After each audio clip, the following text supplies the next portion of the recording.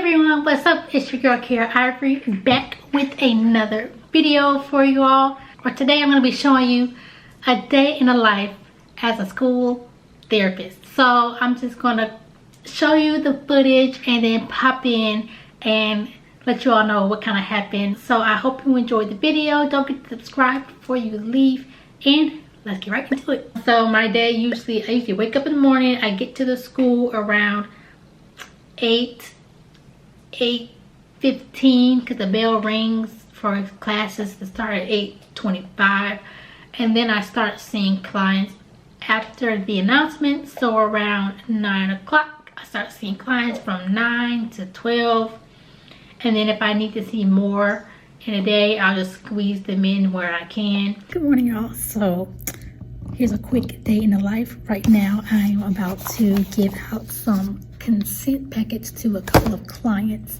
I've already done my biopsych and a treatment plan. I have about 3 more treatment plans to write, 2 biopsychs to do, 1 more consent to hand out, and a bunch of notes.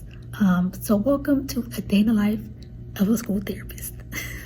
Okay, so one thing to note about being a school therapist or just a therapist in general is that the paperwork never ends. Like, paperwork is going to be for days, and you're going to feel like you caught up, but then it's always going to be something else, whether it's progress notes, biopsychs, treatment plans, assessments, supervisor reviews, treatment addendums, treatment plan updates. I'm always doing paperwork.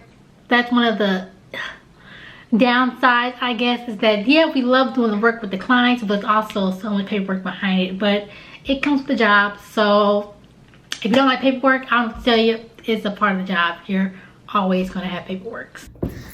Let me show you all some of the paperwork that we have here. Okay, so basically we have these consent forms that we have to get filled out by the parents in order to start therapy services. So how it works is that I will get a referral. So I'll show you what the referral looks like if I can find it. Okay, so how it works is that say a kid wants services, or say a kid or a parent or a teacher wants a child to have services with me. So they have to go through and fill out a referral form right here, and then the person who is the point of contact at the school, which at my school it is the guidance counselor, they then send the forms to school social worker. Once the school social worker goes through, tracks it, she sends it to me, and then how I do it is that I get the student schedule. So I have all the student schedules right here in this binder. All the schedules, consents, everything is in this binder. That's just how I like to organize. And then I'll go through the student schedule and see when their elective classes are, and I'll call them out. And then I have this consent packet to sign. It's about 6 to 8 different documents. I also give out, it's called a child behavior checklist, and this basically gives like a background on the student and everything. Just kind of help me figure out where to start with the child. I meet with the kid. I kind of tell them what it is that I do, how the process of therapy works, and then I like to ask them, have they ever been to therapy, or what their idea of therapy is. And I like to do that because a lot of kids have this idea that therapy is boring, that therapy, I'm just gonna sit there and they're gonna ask me how I feel all the time. And that's not it. At least that's not how I do it. I like to do like activities, kind of talk about things. Since they are in school, I don't like to do very, very deep, have them boohoo crying and then I send them back to math class. Like, if it's too deep, then I'll kind of wait and we'll break it up into more sessions if needed. And then once I give them the consents, I then call the parents, let them know the consents are coming home, so that way they can be on the lookout for them.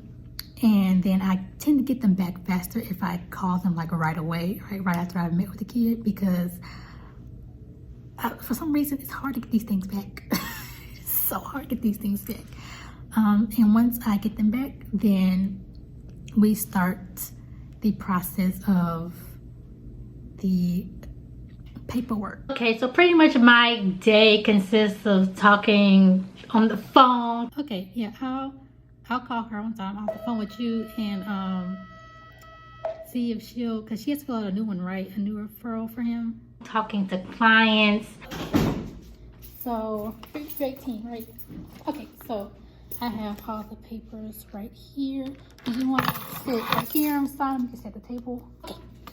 So let's go.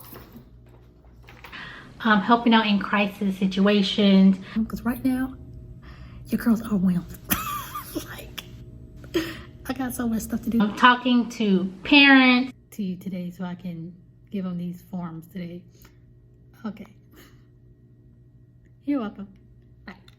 Just kind of getting my life together, because I feel like so much happens in a day that you can never really plan out things.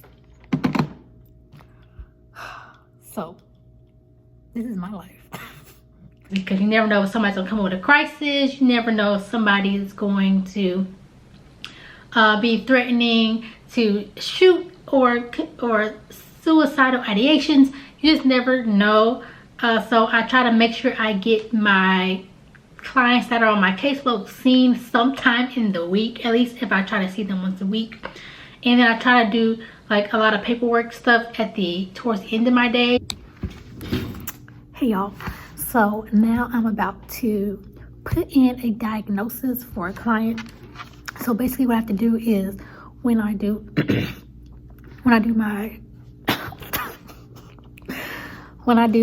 biocycle, I have to put a diagnosis in using the DSM.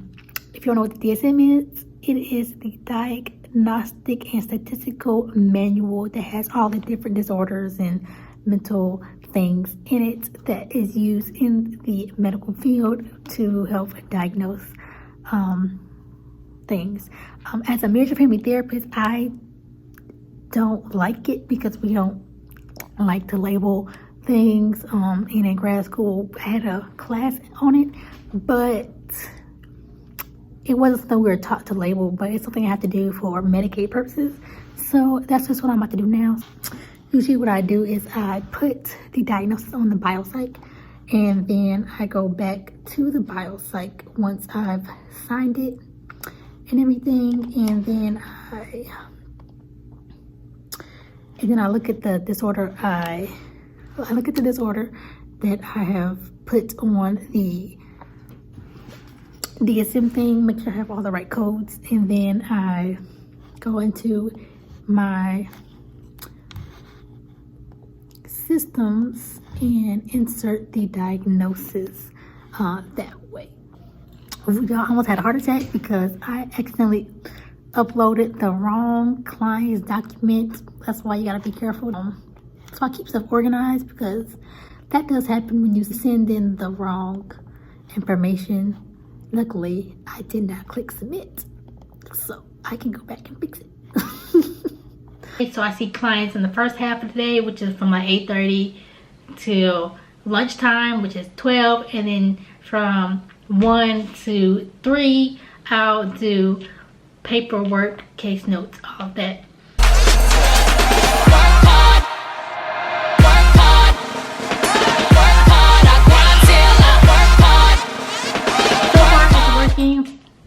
We'll see. I've opened 5 clients so far this school year. I have a few more opening up soon, and then I'm constantly getting referrals weekly. I think I average about 3 referrals a week.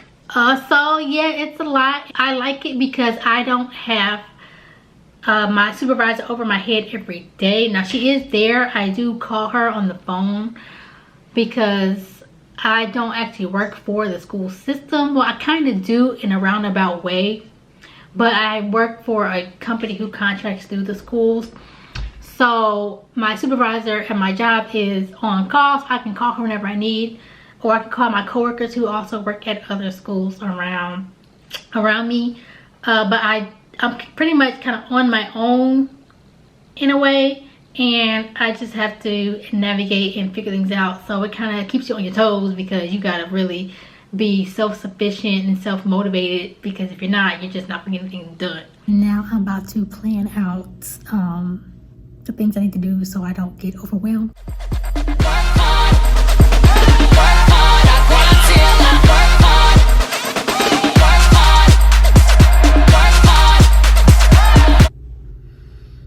Okay, you guys, it is now 2:50 and my day has calmed down a lot.